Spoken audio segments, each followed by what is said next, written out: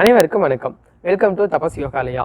யோகால மொத்தம் 84 லட்சம் ஆசனங்கள் இருக்கு. அந்த 84 லட்சம் ஆசனத்துல முக்கியமான 3 ஆசனம் குறிப்பிட்டிருக்காங்க. அந்த 3 ஆசனத்துல ஒண்ணுதான் நாம இன்னைக்கு பார்க்க போறோம், பக்ஷிமோத்தாசன். இந்த பக்ஷிமோத்தாசன் எப்படி பண்ணணும், யாரெல்லாம் பண்ணலாம், யாரெல்லாம் பண்ணக்கூடாது, பக்ஷிமோத்தாசனோட அட்வான்டேஜ், பெனிஃபிட் அண்ட் இந்த பக்ஷிமோத்தாசனா எப்படி சிம்பிளா செய்யலாம் அப்படிங்கறதுக்கான டிப்ஸும் இந்த வீடியோல கொடுத்துருக்கோம். வீடியோவை ஃபுல்லா பாருங்க, மறக்காம சப்ஸ்கிரைப் பண்ணுங்க. தேங்க்யூ. வணக்கம். நம்ம இப்ப பார்க்க போற ஆசனம் பஷ்சிமோத்தானாசனம். எப்படி செய்யறதுன்னு பார்க்கலாம். அதே மெதுவா உங்க 2 கால்களும் நீட்டி வச்சுருவாங்க. Stretcher both leg. உங்க கால் விரல்கள் நம்மளுடைய முகத்தை பார்க்க வச்சிருக்கணும். முட்டிங் கால்கள் தரையோட அழுத்தி வச்சிருக்கணும். Slowly inhale both hands up and stretch.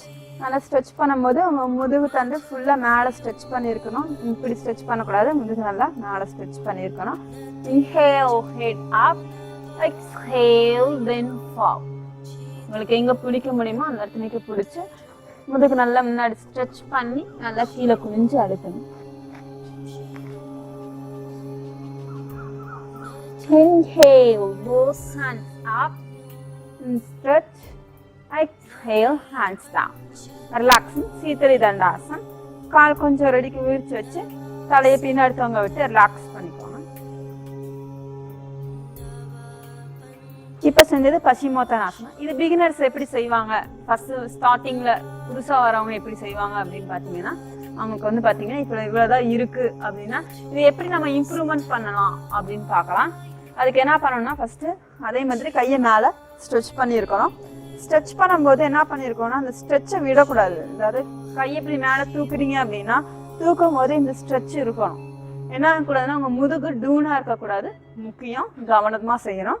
கை நல்லா மேலே ஸ்ட்ரெச் பண்ணியிருக்கணும். அதே சமயம் உங்க முதுகு நல்லா மேலே ஸ்ட்ரெச் பண்ணியிருக்கணும். உங்க கால் விரல்கள் முகத்தை பார்க்க வச்சுருக்கீங்க, அதாவது டோஸ்ன்னு வச்சுருங்க. முட்டிங்கால் தூக்கி இருக்கக்கூடாது, முட்டிங்கால் அழுத்தி வச்சுருக்கணும்.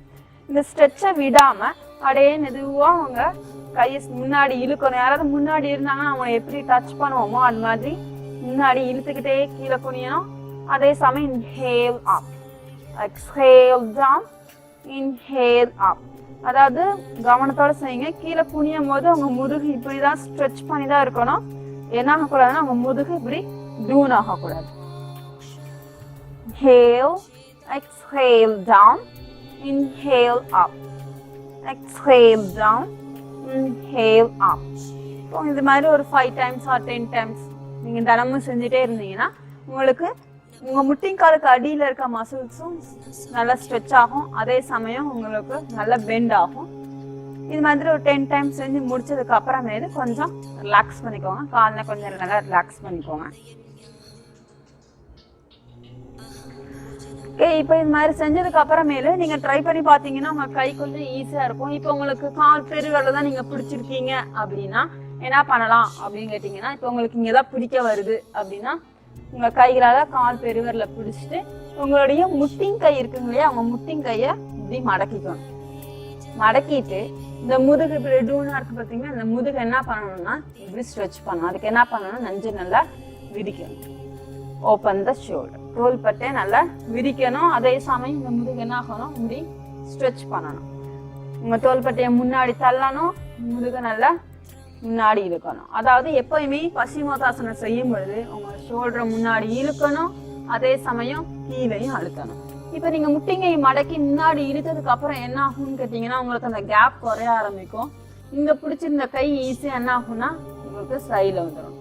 முடிஞ்ச அளவுக்கு எப்பயுமே பஷ்சிமோத்தானாசனம் செஞ்சீங்கன்னா எப்பயுமே உங்களுடைய கைகளை சைட்ல வச்சுக்கோங்க. ஏன் இப்படி வச்சிங்கன்னா என்ன ஆகும் அப்படின்னு கேட்டிங்கன்னா, ஆட்டோமேட்டிக்காக நீங்கள் இப்படி வச்சுட்டு உங்களுக்கு செய்யறதுக்கு ஈஸியாக இருக்கலாம். இப்படி வச்சுட்டு உங்களுக்கு இதே ஈஸியாக இருந்ததுன்னா ஆட்டோமேட்டிக்காக உங்கள் கால் என்ன ஆயிரும்னு பார்த்தீங்கன்னா உங்கள் கால்கள் இப்படி சைடில் போயிடும். ஸோ உங்கள் கையில் கொண்டு வந்து சைடில் பிடிச்சிக்கோங்க. உங்களுடைய கை கட்டை விரலை கொண்டு கால் கட்டை விரல்கிட்ட வச்சு நல்லா இது ஓப்பன் பண்ணியிருக்கோம். புரிஞ்சுக்கோங்க. இது நல்லா ஓப்பன் பண்ணி கால் விரல் முகத்தை பார்க்க வச்சு உங்கள் முட்டிங் கையை மடக்கி உடம்பு முன்னாடி இழுக்கணும். அதே சமயம் கீழே அழுத்தணும். அழுத்திட்டு நல்லா கீழே குனிஞ்சு அழுத்தணும். எந்திரிக்கும் போது எப்பயுமே எந்திரிக்கும் பொழுதும் இப்படியே எந்திரிக்க கூடாது. எந்திரிக்கும் போதும் எப்படி ஸ்ட்ரெச் பண்ணிக்கிட்டே கீழே வந்தீங்களோ அதே மாதிரி ஸ்ட்ரெச் பண்ணிக்கிட்டே தான் மேலே எந்திரிக்கணும். உங்க கையை நல்லா ஸ்ட்ரெச் பண்ணியிருக்கணும். ஸ்ட்ரெச் பண்ணிட்டே தான் அந்த முதுகு என்ன ஆகக்கூடாது, இப்படி டூன் ஆகிக்கிட்டே இருந்துக்கூடாது. அந்த முதுகு இப்படி ஸ்ட்ரெச் பண்ணிட்டே தான் மேலே வரணும்.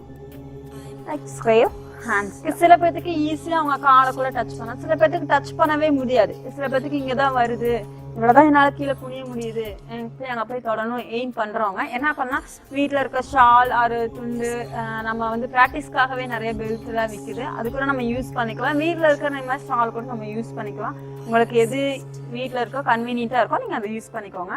என்ன பண்ணிக்கோங்க, லைட்டாக முட்டிங்காலை மடக்கிக்கோங்க. இல்லை நீங்கள் அப்படியே போட முடிஞ்சதுனாலும் ஓகே. இல்லை உங்கள் முட்டிங்காலை மடக்கி உங்கள் கால் பாதம் இருக்குங்க இல்லையா, அவங்களுடைய விரல்கள் எப்பயுமே உங்கள் முகத்தை பார்க்க இருக்கிற மாதிரி தான் இருக்கணும். என்ன பண்ணக்கூடாது, ரொம்ப கீழே இறக்கி வச்சிருக்க கூடாது, கரெக்டாக நடுவுக்கு கொஞ்சம் மேலே. ஃபர்ஸ்ட் என்ன பண்ணுங்க, கொஞ்சம் கொஞ்சமாக உங்கள் கால்களை நீட்டி வச்சுருங்க. உங்கள் கால் வந்து இப்படி சைடு திரும்பி இருக்கக்கூடாது, முக்கியமாக இருக்கும், கவனிச்சுக்கோங்க. உங்கள் கால் வந்து இப்படிதான் இருக்கணும், உங்களுடைய முகத்தை பார்க்க தான் இருக்கணும். அதே சமயம் உங்கள் கை வந்து இவ்வளோ தூரமான பிடிச்சி இப்படி அழுத்தக்கூடாது, புரிஞ்சுக்கோங்க. உங்க கை முடிஞ்ச அளவுக்கு எந்த அளவுக்கு பக்கமா பிடிக்க முடியுமோ அந்த அளவுக்கு பக்கமா. இப்ப இவ்வளவு தூரம் தான் எனக்கு பக்கமா பிடிக்க முடியும்னா நீங்க இவ்வளவு தூரம் மட்டும் பிடிச்சுக்கோங்க. பிடிச்சதுக்கு அப்புறம் என்ன பண்ணணும் அப்படின்னு கேட்டீங்கன்னா, உங்களுடைய கால் வர முகத்தை பார்க்க வச்சுட்டு முட்டிங்க நல்லா அழுத்திட்டு உங்க முட்டிங்கையை சேம் அதே மாதிரி தான் உங்க முட்டிங்கையை மடக்கி உடம்பு, அதாவது முதுகு தண்டு இப்படி டூனா இருக்கிறத என்ன பண்ண போறோம், இப்படி நேராக்க போறோம். ஃபர்ஸ்ட் என்ன பண்ணணும், முதுகு நல்லா இப்படி நேராக்கணும். தலையானாந்து மேல பாருங்க, அப்படியே பிரீத் பண்ணுங்க. Watch you breathing. இந்த பெயின் உங்களுக்கு போயிருச்சு அப்படின்னா என்ன பண்ணுங்க, கொஞ்சம் கொஞ்சமா உங்களுடைய கையை நகர்த்திக்கோங்க. முன்னாடி உடம்பு நல்லா முன்னாடி ஸ்ட்ரெச் பண்ணுங்க. தலையை நல்லா மேலே தூக்கி நல்லா பிரீத் பண்ணுங்க. அப்படியே மெதுவா எக்ஸ்ஹேல் ஹெட் டவுன், தலை கீழே தொங்க விட்டு கண்ணை மூடி சுவாசம். அதே மெதுவா என்ன பண்ணலாம், உங்களுக்கு நீங்க முட்டிங்கை மடக்கி உடம்பு நல்லா முன்னாடி ஸ்ட்ரெச் பண்ணிட்டே கீழே அழுத்த என்ன ஆகும்னா உங்க கை கொஞ்சம் கொஞ்சமா முன்னாடி வரும். ஆட்டோமேட்டிக்கா உங்களுக்கு எங்க பிடிக்க முடியுமோ அந்த இடத்துக்கு குளிச்சுட்டு என்ன பண்ணலாம், உடம்பு நல்லா முன்னாடி ஸ்ட்ரெச் பண்ணி கீழே குனிஞ்சு அழுத்தலாம். எதுக்காக உங்களை முன்னாடி ஸ்ட்ரெச் பண்ணி கீழே குனிஞ்சு அழுத்துங்க அப்படின்னு சொன்னா, நம்ம லைட்டா இப்படி சும்மா இதுவும் பசுமாத்தானாசனம் நீங்க இப்படி செய்யும் பொழுது என்ன ஆகும் அப்படின்னு கேட்டீங்கன்னா, நம்ம முதுகெலும்பு வந்து நல்லா இப்படி டூனாதான் இருக்குமே தவிர என்ன ஆகாது, ஸ்ட்ரெச் ஆகாது. ஸோ எப்பயுமே பசுமாத்தானாசனம் செய்யும் பொழுது உங்க கைகளால கால்களை சைடு வியூல பிடிச்சிட்டு உங்க முதுக நல்லா முன்னாடி இழுக்கணும், அதே சமயம் நல்லா ஸ்ட்ரெச் பண்ணணும். இன்ஹேல், எந்திரிக்கும் போதும் அதே மாதிரியே தான். எக்ஸ்ஹேல், ஹேண்ட்ஸ் தான். செஞ்சு முடிச்சுட்டு ரிலாக்ஸ் பண்ணிக்கோங்க. இப்போ நம்ம பார்த்தா பசுமாத்தானாசனம் எப்படி செய்யறதுன்னு உங்களுக்கு புரிஞ்சிருக்கும். நீங்களும் வீட்டில் ட்ரை பண்ணி பாருங்க, இந்த டிப்ஸை யூஸ் பண்ணி பாருங்க. இதில் ஏதாவது உங்களுக்கு சந்தேகம் இருந்ததுன்னா ப்ளீஸ் ஆஸ்க் கமெண்ட். தேங்க்யூ. இப்போ நாம் பக்ஷிமோத்தாசன் எப்படி செய்கிறது அப்படிங்கிறத பார்த்தோம். இந்த பக்ஷிமோத்தாசன் செய்கிறதுக்கு முன்னாடி ஜானுசிரசாசன் ப்ராக்டிஸ் பண்ணிவிட்டு நீங்கள் பக்ஷிமோத்தாசன் பண்ணும்போது உங்களுக்கு ஸ்பைன் நல்லா ஸ்ட்ரெச் ஆகும், ஆம்ஸ்ட்ரிங் மசில் இருக்க பெயினும் உங்களுக்கு ரெடியூஸ் ஆகும். அதே சமயம் ஸ்பைனுக்கு சைடில் இருக்க மசில்ஸும் நல்லா ஸ்ட்ரெச் ஆகும். ஸோ ஜானுசிரசாசன் ப்ராக்டிஸ் பண்ணதுக்கப்புறம் நீங்கள் பக்ஷிமோத்தாசன் பண்ணும்பொழுது உங்களுக்கு ஈஸியாக பக்ஷிமோத்தாசன் பண்ண முடியும், உங்களுக்கு பெயினும் கம்மியாக இருக்கும். இந்த பசுமாத்தானாசனத்துக்கு காம்ப்ளிமெண்ட்ரி ஆசனம் என்னன்னு பார்த்தீங்கன்னா புருவத்தானாசனம் அல்லது உஷ்டாசனம்.